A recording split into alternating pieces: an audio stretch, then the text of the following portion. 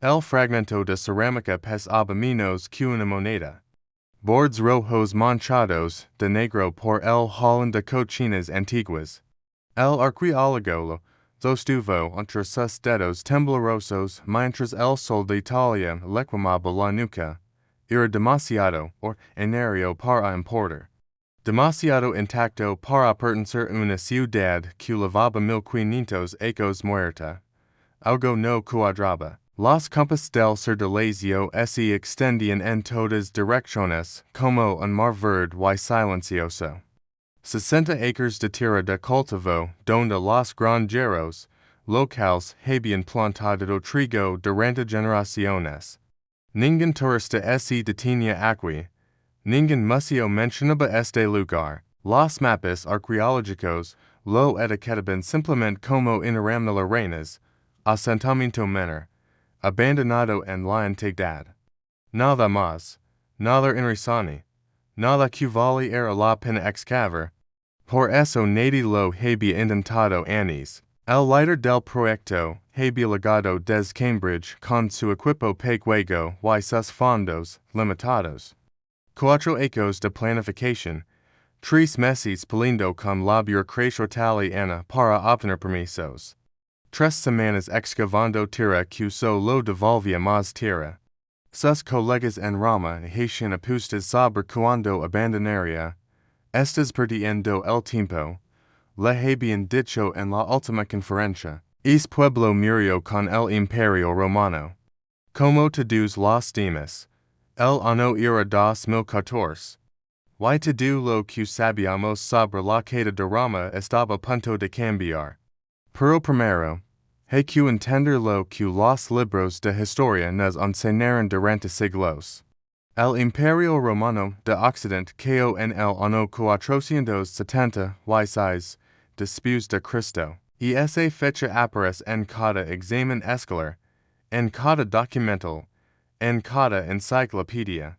Un general bárbaro llamado Docro depuso al último emperador, en adolescente llamado Romulo Augustulo, y así terminó la civilización más poderosa que el mundo antiguo había conocido. Simple, limpio, definitivo, excepto que la realidad nunca es tan simple. Los historiadores siempre supieron que la caída no fue un evento de un solo día, fue un proceso largo y complicado.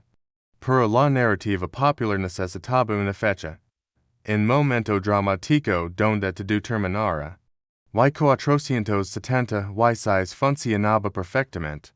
El problema es que cuando reduces siglos de transformación en una sola fecha, pierdes la verdad, pierdes los matices, pierdes a las personas que siguieron viviendo sus vidas mientras los libros declaraban su mundo muerto. Y eso es exactamente lo que estaba enterrado bajo esos campos de trigo en Italia. El equipo de Cambridge no vino buscando dilucionar la historia. Vinieron porque el sitio era barato y accesible.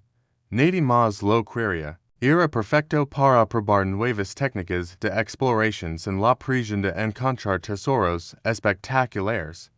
US Arian radar de penetración terrestre y magnetometros para mapear lo que hubiera bajo la superficie.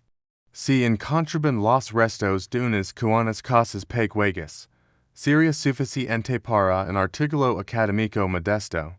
Esas eran las expectativas, modestas, realistas, seguras. El primer día de trabajo con el radar, las pantallas comenzaron a mostrar anomalias. Líneas donde no debía haber líneas. Estructuras donde los registros indicaban campo abierto. El técnico golpeó el equipo pensando que estaba defectuoso. Reinició el sistema 3 veces.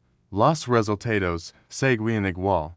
Algo grande estaba enterrado hacia abajo. El arqueólogo principal frunció el ceño mirando los datos. Las lecturas magnéticas sugieren muros masivos. No de casas pequeñas. Muros de edificios plicos. Muros de una ciudad real. Pero eso era imposible. Interamna Lirenas había sido clasificada como un asentamiento menor que decayó en el siglo I antes de Cristo. Para cuando Roma cayó, este lugar supuestamente llevaba 500 ecos abandonado. Los stados decían otra cosa. Durante las siguientes semanas, el equipo expandió, tu exploración, cada pasada del radar revelaba más estructuras. Un edificio rectangular enorme en el centro del sitio.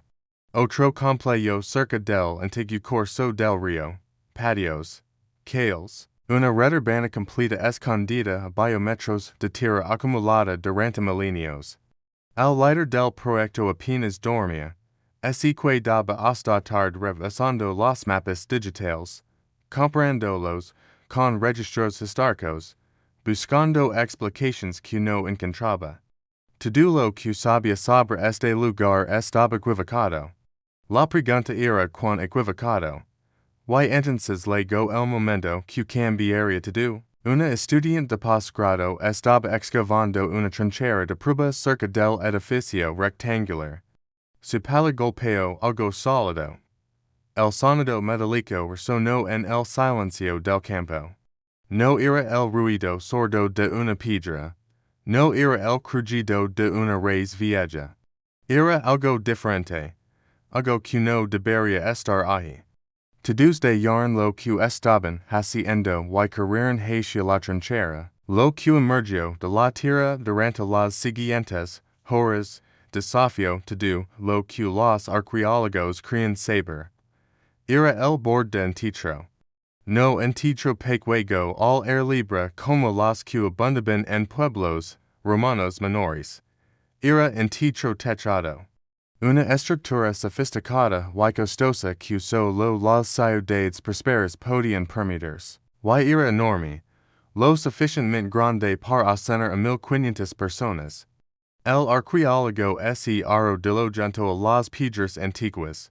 Sus rodillas se hundieron en el barro. Sus manos temblaban mientras limpiaba siglos de tierra de las superficies taladas. Este tipo de teatro representaba riqueza extraordinaria, representaba ambición cívica, representaba una comunidad que no solo sobrevivía, sino que prosperaba. Pero según los libros de historia, esta ciudad debería haber estado muerta y abandonada siglos antes de que se construyera algo así. Aquí no hay nada, le habían dicho sus colegas. Tenían razón en una cosa. No había nada de lo que esperaban encontrar. Lo que había era mucho más importante. El sol comenzó a descender sobre los campos de lazio. Las sombras del equipo se alargaron sobre la tierra removida. El fragmento de cerámica roja que el arqueólogo había recogido esa macana seguía en su bolsillo. Un objeto ordinario de la vida cotidiana romana. Una ola de cocina rota hachi casi 2000 ecos. Pero ahora ese fragmento contaba una historia diferente. No era evidencia de pobreza o decadencia como habían asumido arqueólogos anteriores. Era evidencia de autosuficiencia. Esta ciudad no importaba su cerámica de lugares lejanos porque la fabricaba ella misma, no. Dependía del comercio imperial porque había construido su propia economía local, no murió cuando Roma caía porque nunca había dejado de vivir. Esa noche, el líder del proyecto se senta solo en su tienda de campaca, la linterna proyectaba sombras en las paredes de lona. En sus manos tenía los primeros mapas del radar mostrando una ciudad que los expertos habían descartado como irrelevante, una ciudad que aparentemente sobrevivió la caída del Imperio Romano. Una ciudad que nadie había querido buscar. Los siguientes 3 ecos de su vida estaban a punto de consumarse en ese campo olvidado. Su reputación profesional dependería de fragmentos de alas, botas y piedras cubiertas de musgo. Tendría que convencer al mundo académico de que todo o que ansaban sobre el fin de Roma estaba incompleto. No sabía si lo lograrían, no sabía si alguien les creería. Pero mientras miraba los datos en su computadora portátil, una pregunta comenzó a formarse en su mente, una pregunta que lo mantendría despierto durante años. Si es pueblo olvidado en medio de la nada italiana había sobrevivido la supuesta caída de Roma. ¿Cuántos otros lugares habían hecho lo mismo? ¿Cuántas ciudades muertas seguían esperando bajo campos de cultivo, bajo estacionamientos modernos, bajo los cimientos de pueblos medievales? Y si 476 después de Cristo no fue el fin de nada, sino simplemente el comienzo de algo que nunca nos molestamos en buscar? El viento nocturno movió las lonas de la tienda, en algún lugar cercano. Un bujo canta su llamada solitaria, bajo la tierra de Interamna Lirenas. Los secretos de una civilización supuestamente extinta esperaban pacientemente. Habían esperado 1500 años, podían esperar un poco más.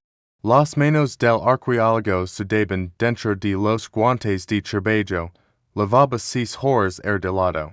En la misma trinchera, raspando tierra con un cepillo pequeño.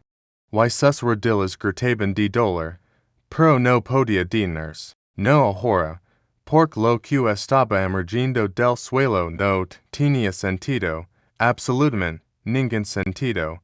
Era un mosaico. Los colores seguían vivos después de casi 2000 años, azules profundos, rojos intensos, blancos que brillaban bajo el sol italiano como si alguien los hubiera limpiado. Tipo de arte no pertenece a un pueblo moribundo. Tipo de belleza no se crea en tiempos de colapso y desesperación. Y sin embargo, ahí estaba, enterrado bajo un campo de trigo don nadie había querido buscar. El caos había comenzado semanas antes. Cuando el descubrimiento del teatro tecado obligó al equipo replantear todo el proyecto, ya no. Estaban explorando un asentamiento menor, estaban desenterrando una ciudad completa, una ciudad que según todos os registros históricos no debería existir en la forma que estaba apareciendo. Los días se convirtieron en una carrera contra el tiempo y los recursos. El equipo trabajaba 16 horas diarias bajo el sol abrasador del verano italiano. La tierra se les incrustaba bajo los uqs hasta que sangraban. Los músculos de sus espaldas ardían cada noche. Pero nadie se quejaba, nadie quería irse dormir, por cada hora traía un nuevo descubrimiento que hacía el interior parecer pequeño.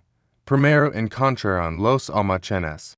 Estructuras enormes cerca de donde alguna vez fluía el río Liri. Los muros medían más de 40 metros de largo. Este no era el tipo de edificio que construía un pueblo agrícola pequeño. Este era el tipo de infraestructura que necesitaba un puerto comercial activo, un centro de intercambio don llegaban y salían mercancías constantemente. Luego aparecieron las termas, no una, sino otros complejos de bajos públicos separados. En el mundo romano, los bajos eran más que lugares para lavarse, eran centros sociales donde la gente hacía negocios, discutía político y mantenía conexiones comunitarias. Una ciudad con los complejos de bajos era una ciudad con una vida social vibrante, una ciudad donde la gente quería estar. Y entonces llegaron los fragmentos de cerámica, miles de hilos, decenas de miles. Una estudiante de posgrado se encargó de catalogar cada pieza, pasaba horas interminables clasificando fragmentos por tipo, por periodo, por estilo de fabricación. Sus ojos le dolían de tanto mirar pequeñas diferencias en el barro cocido. Sus dedos estaban agrietados de tanto manejar bordes ásperos, pero su trabajo sería la clave de todo. Veras, los arqueólogos interiores que estudiaron Interamna Lirenas en los años 80 habían cometido un error crucial. se enfocaron en la cerámica importada. Las piezas finas y decoradas que llegaban de otras partes del imperio, y como encontraron muy poca de esta cerámica elegante, concluyeron que la ciudad había decaydo temprano, sin comercio de lujo. Pensaron, no había prosperidad, pero el nuevo equipo decidía hacer algo diferente.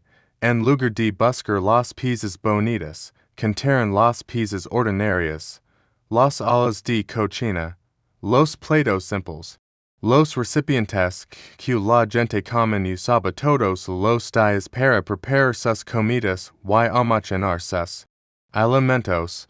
Lo que encontraron cambió todo. La cerámica ordinaria no desapareció en el siglo I, como sugerían los estudios anteriores. Continuó apareciendo en cantidades enormes hasta bien entrado el siglo III después de Cristo. 300 años más tarde de lo que todos creían. La ciudad no había muerto. La ciudad había cambiado. En lugar de depender de importaciones lejanas, los habitantes de Interamna Lirenas habían construido su propia industria local. Fabricaban sus propias ollas. Producían sus propios bienes. Se habían adaptado a un mundo donde el comercio imperial ya no era confiable, y habían prosperado de todas formas. El líder del proyecto se quedó mirando los datos durante horas. Los números no mentían. Las capas de tierra no mentían. La evidencia física era innegable, pero publicar estos hallazgos significaría contradecir décadas de consenso académico. Significaría decirle al mundo que los expertos habían estado equivocados. Significaría arriesgar su reputación en fragmentos de ollas rotas. Fue entonces cuando tuvo que tomar la decisión que definiría los próximos años de su vida. Podía esperar, seguir excavando durante años más, hasta tener evidencia tan abrumadora que nadie pudiera cuestionarla. Esa era la opción segura, la opción que cualquier académico cauteloso elegiría, o podía actuar. Ahora, enviar los datos preliminares a Cambridge, comenzar a compartir los hallazgos con la comunidad científica, arriesgarse a que lo criticaran, lo ignoraran o lo ridiculizaran. La noche que tomó esa decisión, el arqueólogo caminó solo por el sitio de excavación. La luna llena iluminaba las trincheras abiertas. Las piedras antiguas proyectaban sombras largas sobre la tierra removida. En algún lugar bajo sus pies, generaciones de personas habían vivido, trabajado, amado y muerto. Personas que los libros de historia habían olvidado. Personas cuya existencia contradecía la narrativa conveniente de un imperio que simplemente colapsó y desapareció. Esas personas merecían ser recordadas. Merecían que alguien contara su historia. A la mañana siguiente, envió el primer informe a Inglaterra. No había vuelta atrás. 300 años de error, murmuró mientras presionaba el botón de enviar. Las semanas siguientes fueron una mezcla de anticipación y terror. El equipo continuó excavando, mientras esperaba la respuesta del mundo académico. Cada día traía nuevos hallazgos que confirmaban lo que ya sospechaban. La ciudad había sido próspera. La ciudad había sido importante. La ciudad había sobrevivido mucho más tiempo del que cualquiera imaginaba. Encontraron evidencia de una basílica, el edificio donde se administraba justicia y se conducían negocios oficiales. Encontraron restos de un templo. Encontraron calles pavimentadas conectando diferentes partes de la ciudad. Encontraron casas de diferentes tamaños, mezcladas sin segregación por clase social, sugiriendo una comunidad donde la movilidad era posible. Y encontraron una inscripción que mencionaba algo extraordinario. En el año 46 a.C., Julio César mismo había visitado esta ciudad, el conquistador de Galia. El hombre más poderoso del mundo romano en su época había caminado por estas mismas calles que ahora emergían del olvido. Había visto estos mismos edificios cuando eran nuevos y brillantes. Este pueblo insignificante había recibido al dictador que cambiaría la historia. El verano se convirtió en otoño. Las hojas secas comenzaron a cubrir las trincheras de excavación. Los fondos del proyecto se agotaban. Pronto tendrían que cerrar el sitio hasta la próxima temporada. Pero antes de irse, el equipo hizo un último descubrimiento que recontextualizó todo lo que habían encontrado. Mientras analizaban la distribución de la cerámica ordinaria, se dieron cuenta de algo que habían pasado por alto. La falta de importaciones que los arqueólogos anteriores interpretaron como pobreza era en realidad lo opuesto. Era independencia. Era resiliencia. Era una comunidad que había aprendido a no depender de sistemas externos que podían fallar. El fragmento de cerámica roja que el arqueólogo había recogido el primer día no era señal de decadencia, era señal de adaptación. Esta ciudad no murió porque dejó de importar platos bonitos. Esta ciudad prosperó porque aprendió a hacer los suyos. Y si eso era cierto aquí, en este lugar olvidado, que nadie había querido estudiar, ¿cuántas otras ciudades romanas habían hecho lo mismo? ¿Cuántas comunidades supuestamente extintas seguían esperando bajo la tierra, guardando secretos que contradecían todo lo que creíamos saber? La respuesta de Cambridge finalmente llegó. Era cautelosa pero intrigada. Querían más datos, querían más evidencia, pero no rechazaron los hallazgos. No se rieron del proyecto. Por primera vez, alguien estaba escuchando. El arqueólogo leyó el mensaje 3 veces. Sus manos temblaban ligeramente. Afuera, el viento de octubre movía los trigales que crecían junto al sitio de excavación. En algún lugar bajo esa tierra, los huesos de 2000 personas descansaban en paz. Personas que habían vivido y muerto mientras el Imperio Romano supuestamente se derrumbaba a su alrededor. Personas que nunca supieron que el mundo los había declarado extintos. Personas que simplemente siguieron viviendo. El proyecto continuaría. Tomaría años. Tomaría toda una carrera. Pero ahora había esperanza. Ahora había una posibilidad de que la verdad finalmente saliera a la luz. Lo que el arqueólogo no sabía era que los verdaderos desafíos apenas comenzaban, porque descubrir la verdad es solo la primera batalla. ¿Convencer al mundo de que acepte esa verdad? Es una guerra completamente diferente, y esa guerra estaba a punto de volverse muy personal. El silencio fue peor que cualquier crítica. El arqueólogo había enviado sus hallazgos a colegas en universidades de toda Europa. Había compartido os datos con expertos en Historia romana. Había presentado las primeras conclusiones en pequeñas reuniones académicas, while la respuesta fue prácticamente nada. No hubo ataques furiosos. No hubo debates apasionados. Solo un vacío educado don nadie dice que estaba equivocado. Pro nadie dice que tenía razón. Era como gritar en una habitación llena de gente que finge no escuchar. El invierno de 2017 liga temprano a los campos de Lazio. El sitio de excavación estaba cerrado por la temporada. Las trincheras cubiertas con lonas protectoras. Las herramientas guardadas en contenedores metálicos. El equipo había regresado a sus universidades, a sus otras responsabilidades, de sus vidas normales, pero el líder del proyecto no podía alejarse. Regresó solo al sitio en enero. Cuando el aire era tan frío que su aliento formaba nubes blancas frente a su cara, camino entre las excavaciones cubiertas mientras el sol del amanecer pintaba el cielo de naranjo by rosa. Sus botas crujían sobre la escarcha que cubría la hierba muerta. Si ecos habían pasado des que comenzó es proyecto. Si ecos de veranos excavando bajo el sol bersador. Si ecos de inviernos analizando datos en oficinas frías. Si ecos de su vida dedicado a lugar que el mundo académico consideraba irrelevante. Y ahora, parado solo en medio de ruinas que nadie quería ver, comenzó a preguntar si había cometido un error terrible. La duda es un veneno lento, no te mata de inmediato, te debilita poco a poco. Te hace cuestionar cada decisión, te hace ver fracaso donde antes veías propósito.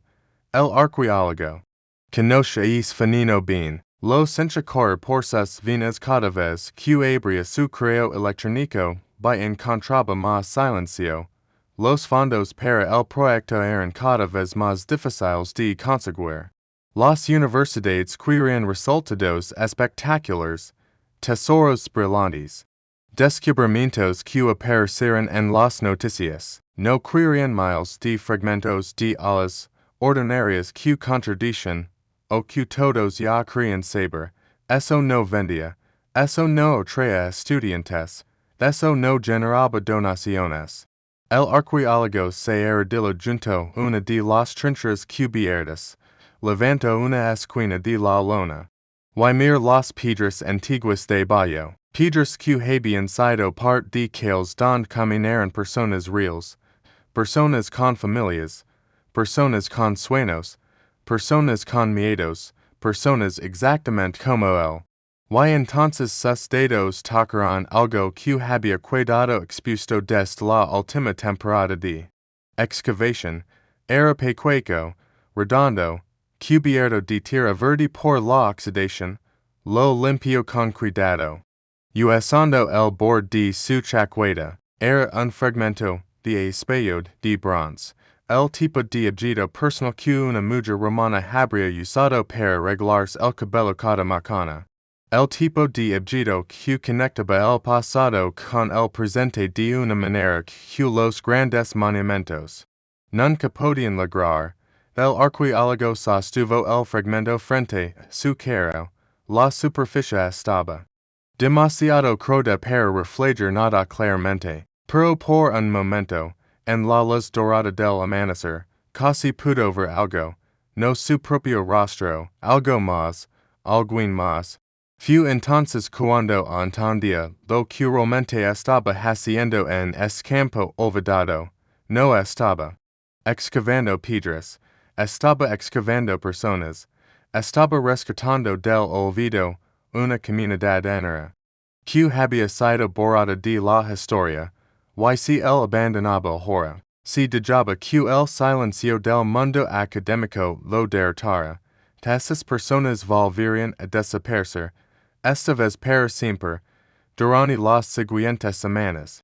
El arqueólogo revisó todo lo que sabía sobre Interamna Lirenas, estudió cada fragmento de cerámica, analiza cada mapa del radar, lea cada inscripción que habían encontrado, poco a poco, una imagen más clara comenzó a emerger. Esta ciudad no había sido una víctima pasiva de la historia, había sido una superviviente activa.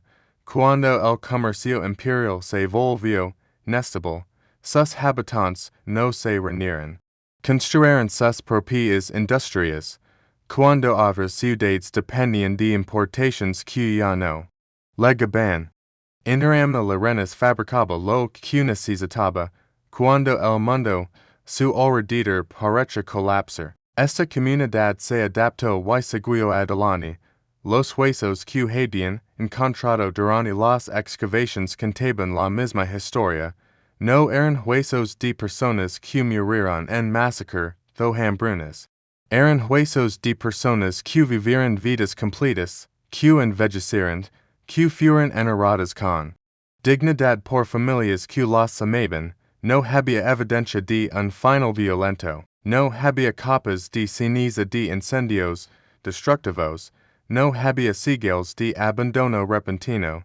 Esta ciudad simplemente siguió existiendo cuando supuestamente no debería haberlo hecho.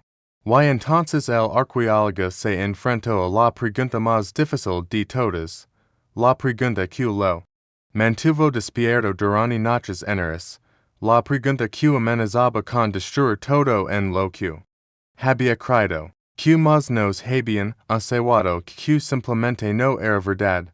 La historia que aprendemos en las escuelas está llena de fechas convenientes y narrativas simples.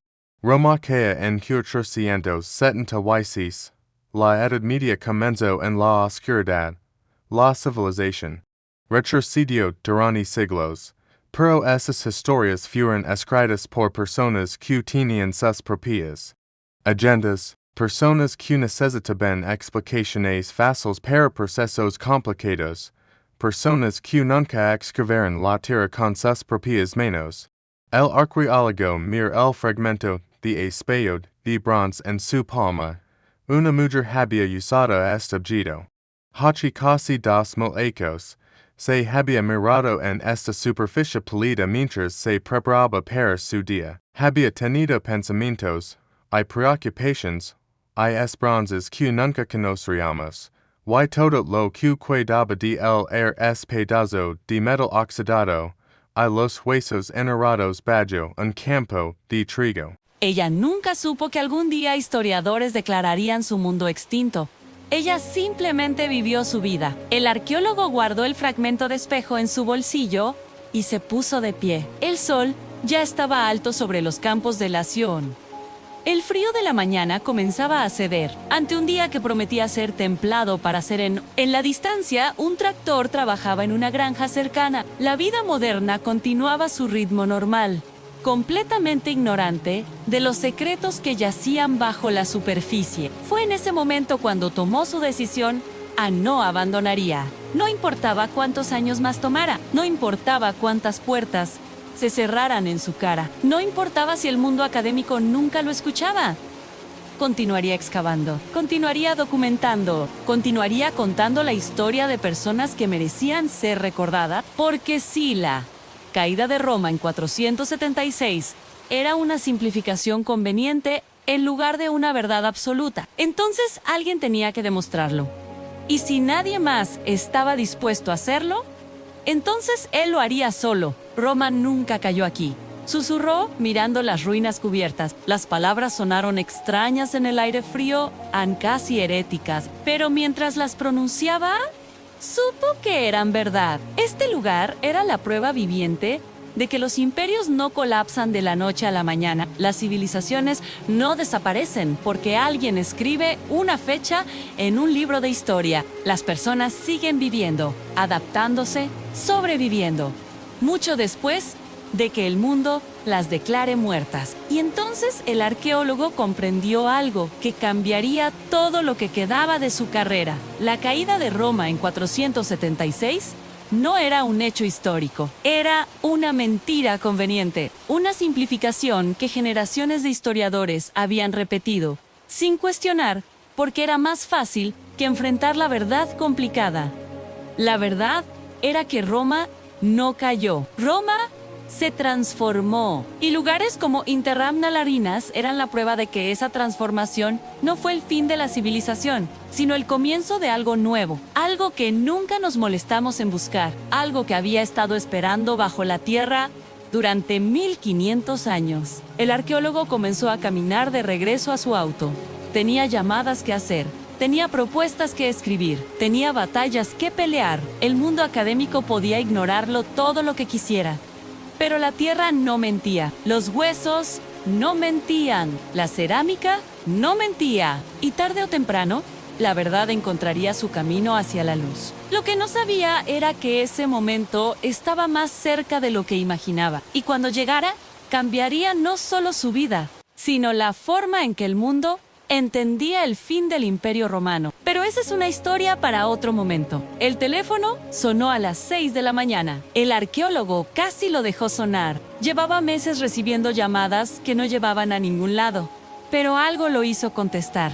Algo que no podía explicar. Era un periodista de una revista científica importante. Habían escuchado rumores sobre un proyecto en Italia que estaba desafiando la historia del Imperio Romano. Querían saber más, querían visitar el sitio, querían contar la historia. Las manos del arqueólogo temblaron mientras sostenía el teléfono. Después de años de silencio, alguien finalmente estaba escuchando. Esa llamada cambió todo. Durante los meses siguientes, el proyecto que había sido ignorado comenzó a atraer atención. Primero fueron los periodistas especializados, luego vinieron los documentalistas. Después llegaron las solicitudes de universidades que querían colaborar. El mismo mundo académico que lo había tratado con indiferencia, ahora quería saber más sobre Interamna Lirenas. El arqueólogo sabía exactamente qué había cambiado. No era que sus datos fueran mejores. No era que su evidencia fuera más convincente. Era que el momento había llegado. A veces, la verdad necesita tiempo para encontrar su audiencia. A veces, hay que esperar a que el mundo esté listo para escuchar. Y después de 13 años de excavaciones, el mundo finalmente estaba listo. El equipo regresó al sitio con energía renovada. Ahora tenían más recursos, más personal, más tecnología. Las excavaciones que antes tomaban semanas ahora podían completarse en días. Los análisis que antes requerían meses, ahora se hacían en semanas. Todo se aceleró, y con esa aceleración vinieron descubrimientos que superaron todas las expectativas. Encontraron 19 edificios con patios que probablemente funcionaron como mercados, casas de gremios y almacenes. No eran estructuras abandonadas y en ruinas. Eran edificios que mostraban señales de uso continuo y mantenimiento regular durante siglos. Alguien había reparado esos techos. Alguien había reforzado esos muros. Alguien había cuidado esos espacios mucho después de que el imperio supuestamente colapsara. Encontraron evidencia de producción de lana a escala industrial. Interamna Lirenas no era solo un pueblo que sobrevivía.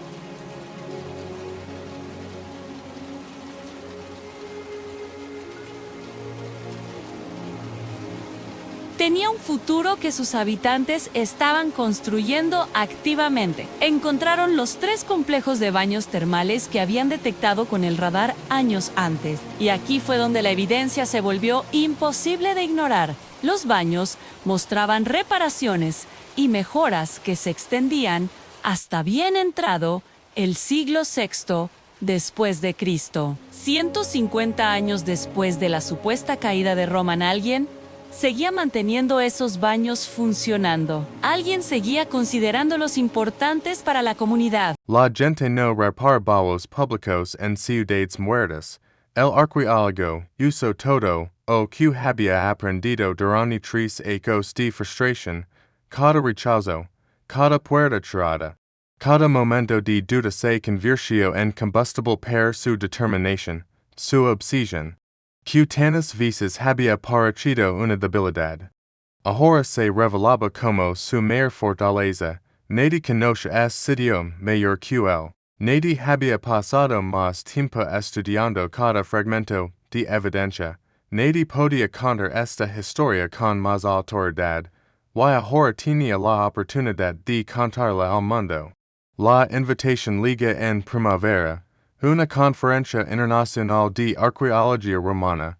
300 expertos de todo el mundo reunidos en un auditorio. El arqueólogo tendría 40 minutos para presentar 3 años de trabajo. 40 minutos para cambiar lo que el mundo creía saber sobre el fin del Imperio Romano. Los días antes de la presentación fueron los más intensos de su vida. Revisó cada diapositiva 100 veces. Practicó cada palabra hasta que las podía decir dormido. Anticipó cada pregunta que podrían hacer y preparó respuestas basadas en evidencia sólida. No dejaría nada al azar. La noche antes de la conferencia, no pudo dormir. Se quedó mirando el techo de su habitación de hotel, repasando mentalmente todo o que diría. Pensa en las personas cuyos huesos había desenterrado. Pensa en la mujer del espejo de bronce. Pensa en los comerciantes que habían usado los almacenes del puerta. Pensa en las familias que se habían reunido en el techo techado para ver espectáculos. Todas esas personas habían confiado en él sin saberlo. Habían esperado 1500 años para que alguien contara su historia. Y macana, finalmente, esa historia sería escuchada. El auditorio estaba lleno cuando el arqueólogo subió al escenario. 300 rostros lo miraban.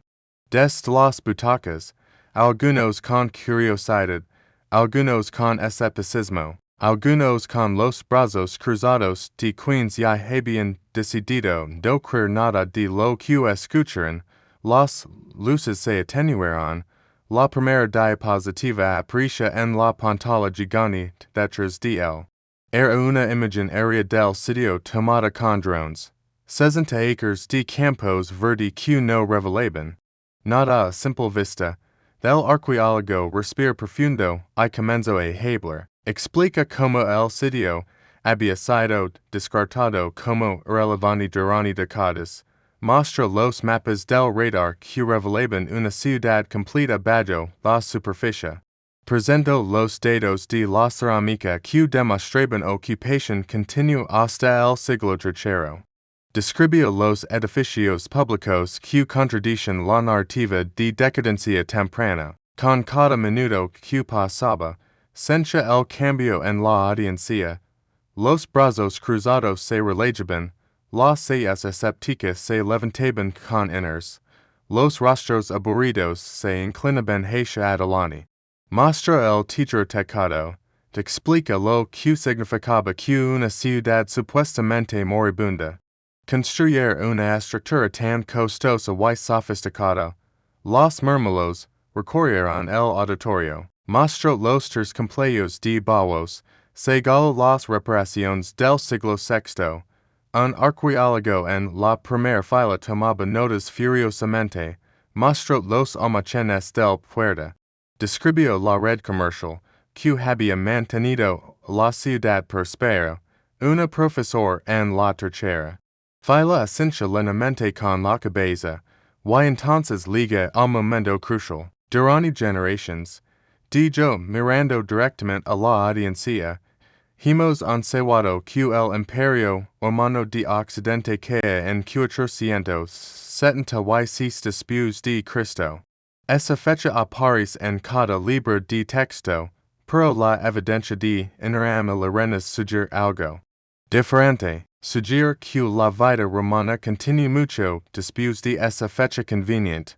Sugiere que las comunidades se adaptaron y sobrevivirán. Sugiere que lo que llamamos cada fue en realidad una transformación gradual que tomó siglos. No un colapso repentino. El silencio en el auditorio era absoluto. Nadie tosía, nadie movía los pies, nadie miraba sus teléfonos. Excavemos nuestra propia ignorancia. Continuó el arqueólogo. Asumimos que sabíamos lo que pasó sin molestarnos en buscar la evidencia, y cuando la evidencia contradijo nuestras suposiciones, la ignoramos. Interamna Lirenas fue clasificada como relevante no porque lo fuera, sino porque no encajaba en la historia que queríamos conocer. Los 40 minutos pasaron como si fueran 4. Cuando el arqueólogo liga su última diapositiva, sus manos ya no temblaban. Su voz era firme. Sabía exactamente lo que había logrado. La imagen final era simple. Un fragmento de cerámica roja con bordes negros de Holland. El mismo tipo de objeto ordinario que había encontrado el primer día, 3 años. Es fragmento de ola no aparecerá en ningún museo, dijo. No es hermoso. No es valioso. Pero representa los miles de personas que vivieron en Interamna Lirenas cuando los libros de historia dicen que no existen. Representa la verdad que la tierra guarda pacientemente hasta que alguien se molesta en buscarla. Hizo una pausa, mira a la audiencia una última vez. La pregunta que les dejo es simple. Si estábamos tan equivocados sobre este sitio que nadie quiso excavar, ¿sobre cuántos otros sitios estamos igualmente equivocados? Que unas otras verdades esperan bajo campos de cultivo y estacionamientos modernos? ¿Y cuánto tiempo más vamos a tardar en buscarlas? Las luces del auditorio se encendieron por un momento. Nadie se movió. Y entonces comenzaron los aplausos. Los aplausos duraron casi 3 minutos. El arqueólogo se quedó de pie en el escenario sin saber qué hacer con las manos. 3 años de trabajo. 3 años de dudas. 3 años de noches sin dormir preguntando si estaba persiguiendo fantasmas. Y ahora 300 expertos aplaudían mientras las lágrimas amenazaban con escapar de sus ojos. No logró, pero estuvo cerca. Los meses siguientes fueron un torbellino de entrevistas, publications y reconocimientos. Popular Mechanics publicó un artículo titulando que la excavación había reescrito la caída del Imperio Romano. Universidades de todo el mundo citaban el proyecto en sus clases, estudiantes de arqueología. Comenzaron a ligar Interamna Lirenas, des lugares tan lejanos como Japón y Brasil, queriendo ver con sus propios ojos el sitio que había cambiado la historia, pero para el arqueólogo, nada de eso importaba tanto como lo que sucedía en día de toco. Exactamente una co después de aquella conferencia, regreso al sitio solo, como lo había hecho. Tantas veces antes, el sol de octubre pintaba los campos de Lacio con tonos dorados y rojizos. Las hojas secas crujían bellas espadas mientras caminaba por los senderos que ahora conoce de memoria. En la distancia, podía ver las excavaciones don su equipo seguía trabajando, descubriendo nuevos fragmentos de una historia que nunca terminaba de revelarse, pero él no fue hacia las excavaciones, fue hacia el lugar donde todo había comenzado. El área donde encontraron el primer fragmento de cerámica ahora estaba marcada con una pequeña bandera de colores. No era un monumento impresionante, solo un pedazo de tela moviéndose con el viento. Pero para él, ese lugar era sagrado. Ese lugar era el punto exacto donde su vida había cambiado para siempre. Se era de lo en la tierra. El mismo gesto que había hecho miles de veces durante 3 años. Sus rodillas protestaron como siempre, lo hacían ahora que tenía más canas que cuando comenzó. El tiempo había pasado, él había cambiado, pero la tierra seguía siendo la misma, paciente, guardiana de secretos, esperando a que alguien tuviera la paciencia de escuchar.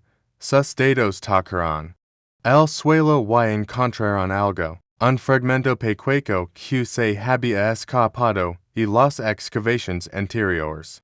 Lo levantó con cuidado. Era cerámica roja con bordes negros de Holland, idéntico al primero que había encontrado 3 años antes. El círculo se cerraba. Sostuvo el fragmento en su palma y pensó en todo o que había aprendido desde aquel primer día. No solo sobre Interamna Lirenas. No solo sobre la historia romana, sino sobre la verdad misma y lo difícil que es encontrarla. Durante siglos, generaciones de historiadores habían repetido la misma narrativa sobre la caída de Roma. 476 después de Cristo. El fin de una era. El comienzo de la oscuridad. Era una historia simple, dramática y completamente incompleta. Pero era la historia que el mundo quería creer, así que nadie la cuestionó. Hasta que alguien decidió excavar un campo que todos habían descartado como relevante. Los libros de Historia ahora comenzaban a agregar notas al pie junto esa fecha famosa. Pequeños asteriscos que dicen cosas como que la evidencia arqueológica sugiere que muchas comunidades romanas continuaron prosperando durante siglos. Después de esta fecha, no era una revolución completa. Los libros de texto no te reescriben de la noche a la mañana, pero era un comienzo que había costado 3 años de la vida de un hombre. El arqueólogo se puso de pie lentamente. El fragmento de cerámica seguía en su mano, luego entre sus dedos, sintiendo la textura áspera del barro cocido hace casi 2000 años. En algún momento, este pedazo de arcilla fue parte de una ola donde una familia cocinaba su cena, tal vez una madre preparando sopa para sus hijos. Tal vez un comerciante calentando su almuerzo después de un largo día en el mercado. Personas reales con vidas reales que nunca imaginaron que algún día alguien encontraría los restos de sus utensilios de cocina. Personas que nunca supieron que el mundo las olvidaría. Personas que nunca supieron que alguien las recordaría. El viento de toco movió los trigales que rodaban el sitio de excavación. El mismo viento que había soplado sobre estos campos durante milenios, el mismo viento que había acariciado los rostros de los habitantes de Interamna Lirenas mientras caminaban por calles que ahora estaban enterradas bajo letras de tierra. El arqueólogo camino hacia el área del teatro. Las excavaciones habían revelado gran parte de la estructura, aunque todavía quedaba mucho por descubrir. Se senta en lo que alguna vez vieron las gradas, mirando hacia donde habría estado el escenario. 1500 personas se habían sentado aquí, habían reído con las comedias, habían llorado con las tragedias, habían compartido experiencias que los conectaban como comunidad, y luego, un día, simplemente se fueron. No porque Roma cayera, no porque bárbaros os atacaran, no porque alguna catástrofe los destruyera, se fueron porque el mundo, su alrededor se volvió demasiado peligroso. Las rutas comerciales se volvieron inseguras, los ejércitos moradores haitian que vivían. Ciudades abiertas fuera un riesgo, así que empacaron lo que pudieran cargar y buscaron lugares más seguros. No fue un final violento, fue una despedida silenciosa. El arqueólogo pensa en eso mientras el sol comenzaba a descender. No había cenizas de incendios en Interamna Lirenas. No había huesos aplastados por violencia. No había evidencia de destrucción repentina, solo el abandono gradual de personas que eligieron sobrevivir en otro lugar. Ellos sobrevivieron. Murmuró para sí mismo, nosotros olvidamos, las palabras flotaron en el aire del atardecer, y desaparecieron con el viento. Tres ecos de trabajo habían demostrado algo que iba más allá de la historia romana, habían demostrado que las narrativas simples, casi siempre son incompletas, que las fechas convenientes casi siempre ocultan realidades complicadas, que la verdad requiere paciencia, persistencia y la voluntad de cavar don nadie más quiere cavar. El fragmento de cerámica en su mano ya no era solo un pedazo de barro cocido. Era un símbolo de todo lo que la humanidad olvida cuando prefiere las historias fáciles sobre las verdades difíciles. Era un recordatorio de que bajo cada campo aparentemente vacío podría haber una civilización esperando ser descubierta. Era la prueba de que el pasado nunca está realmente muerto. Solo está enterrado. El sol toca el horizonte y comenzó a hundirse detrás de las colinas lejanas. Las sombras del teatro abandonado se alargaron sobre la hierba. En algún lugar bajo esta tierra, las huellas de comerciantes, artesanos, madres, padres y hijos descansaban en paz. Finalmente reconocidos, finalmente recordados, el arqueólogo guardó el fragmento de cerámica en su bolsillo. No haría un museo, no tendría una etiqueta elegante. Así quedaría con él, como un recordatorio personal de todo lo que había aprendido. Se puso de pie y comenzó a caminar de regreso hacia su auto. El trabajo continuaría, siempre había más por descubrir, más verdades por detener, más historias por contar, pero por hoy, por este momento, era suficiente. 60 acres de verdad rescatada del olvido. 3 ecos de una vida dedicada a escacar lo que la tierra tenía que decir. 300 ecos de historia corregida. 2000 personas que finalmente tenían quien hablara por ellas. Y un fragmento de olla rota que había cambiado todo. El último rayo de sol desaparece detrás de las colinas. Las primeras estrellas comenzaron a aparecer en el cielo que se oscurece. El viento nocturno movió suavemente las trigales, creando un sonido que casi parece un susurro.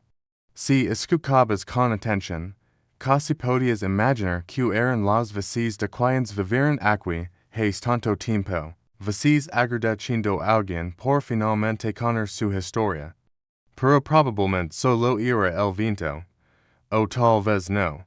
Algunas verdades tardan 1500 ecos en salir a la luz. Algunas historias necesitan a la persona correcta en el momento correcto para hacer contadas. Y algunas ciudades supuestamente muertas simplemente están esperando a que alguien las escuche. Interamna Lirenas esperó pacientemente, y finalmente, alguien escuchó.